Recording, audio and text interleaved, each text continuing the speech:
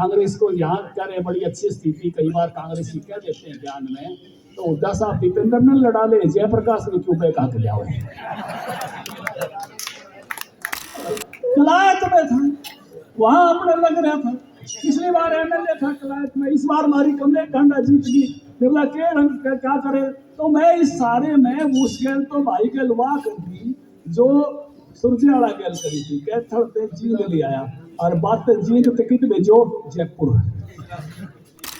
हम आएंगे, मंदिर वहीं बनाएंगे, सौगंध राम की खाते हैं और मंदिर वहीं बनाएंगे। और जब ये कांग्रेस में थे तो हमसे पूछा करते, तारीख नहीं बताएंगे, अब बढ़ता हुआ देख लो, एक तो दीपेंद्र भी बहुत मारा है। मैं रेणुका जी को पूछ रहा था कि जब कांग्रेस पार्टी में थे तो भारत माता की जय बोलती थी क्या? बोला जब तो सोनिया जी की बोले। अब कितना आनंद सबको होता है, एक बार प्यार से उसी भाव से पीपल के पेड़ के नीचे बैठे हो, बीजेपी में तो पीपल के पेड़ को ही रहते हैं। एक बार बढ़िया प्यारा नारा यहाँ का, भारत माता की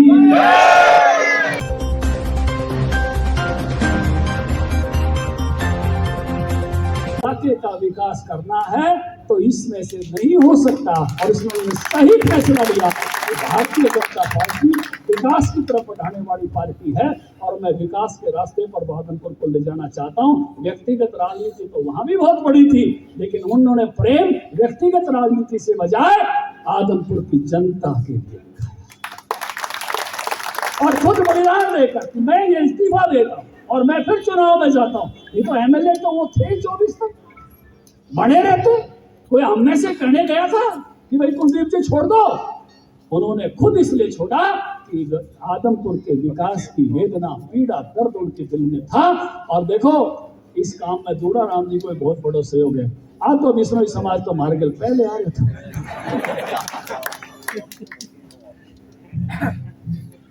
और इनको ऐसा पड़ी आप फेरो पूरा को पूरा मारी से ये बदलाव लेकर यहाँ नहीं है। मुझे गर्व है इस बात का कि पूरे देश में जलसों में हमने आवाज लगा के पूछा, किसी के घर में गैस नहीं हो तो बताओ। ये बदला हुआ भारत, हर घर में नल से जल, इस काम में मोदी जी लगे हैं। एक भी माता को टोकरी सर पे नहीं उठानी पड़े। ये तो हमें अपना बचपन याद है, 1.5 किलोमीटर से पानी दूर से आता था। आज भारत का प्रधानमंत्री गर्व के साथ राम जो है तिवाड़ी राम मंदिर में जाके तिवाड़ी बनाता है, बाबा शिव के मंदिर में जाके मस्तक झुकाता है, केदारनाथ जाता है, बद्रीनाथ जाता है। कितना गर्व होता है जब भारत की संस्कृति और भारत की सरकार एक साथ खड़ी दिखाई देती। वर्षों की केवल मैं बात कर रहा हूँ, आपके सामने की बात कर रहा हूँ।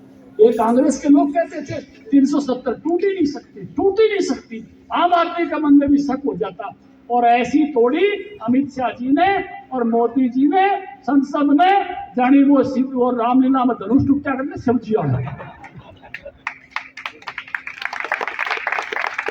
पूरा आपका चेहरा मोरा, आपकी आंखों की चमक बता रही है, जिसको कहते हैं पूरा आशीर्वाद है। रेणुका जी देख लो, पूरा आशीर्वाद दिखाई दे रहा है आपके प्रति। भव्य विश्नोई को मुझे लगता है कि आप सारे रिकॉर्ड तोड़ मतों से जिताने वाले हो।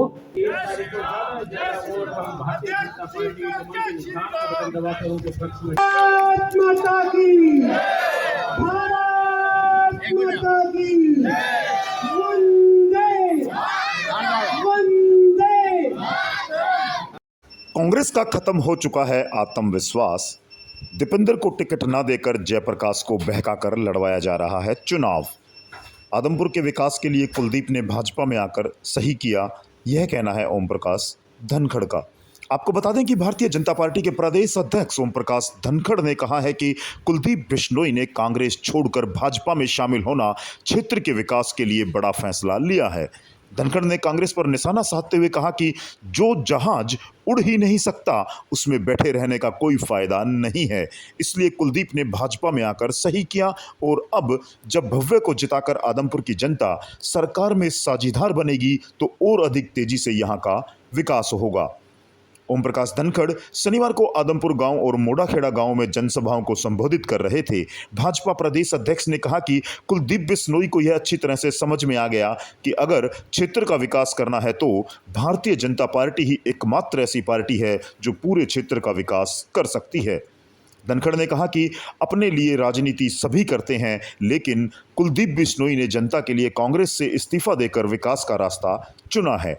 धनखड़ ने कहा कि भाजपा सांझे की पार्टी है, सबका साथ, सबका विकास और सबका विश्वास लेकर चलने वाली पार्टी है। उन्होंने कहा कि कांग्रेस की अब कोई संभावना नहीं है, कांग्रेस का तो आत्मविश्वास ही खत्म हो चुका है।